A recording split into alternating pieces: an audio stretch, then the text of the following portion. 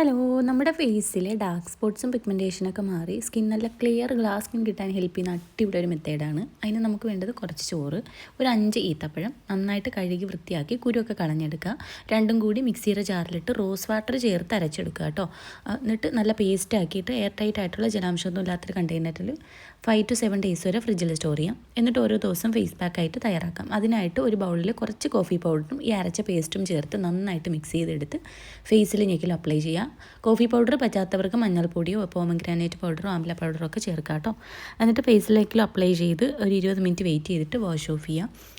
നല്ല ഇൻസ്റ്റൻ്റ് ആയിട്ട് skin brighten ചെയ്യാനും ഡാർക്ക് സ്പോട്ട്സും പിഗ്മെൻറ്റേഷനും അൺഈവനായിട്ടുള്ള സ്കിൻ ടോണൊക്കെ മാറി സ്കിൻ നല്ല ഹെൽത്തി ആയിട്ടും നല്ല ആൻറ്റി ഏജിങ് ആയിട്ട് ഇരിക്കാനായിട്ട് ഹെൽപ്പ് ചെയ്യും. ലോങ് ടൈം യൂസ് കണ്ടിന്യൂസ് ആയിട്ട് നമ്മൾ കുറേ നാൾ യൂസ് ചെയ്യുമ്പോൾ സ്കിന്നിൽ റിങ്കിൾസ് ഒക്കെ കുറഞ്ഞ് സ്കിൻ നല്ലപോലെ ടൈറ്റൻ ആവാനും അതുപോലെ തന്നെ നല്ലൊരു ക്ലിയർ ഗ്ലാസ് സ്കിൻ കിട്ടാനൊക്കെ ഹെൽപ്പ് ചെയ്യും കേട്ടോ. നല്ല അടിപൊളി പാക്കാണ്. എല്ലാവരും ഒന്ന് ട്രൈ ചെയ്ത് നോക്കാം. ബൈ.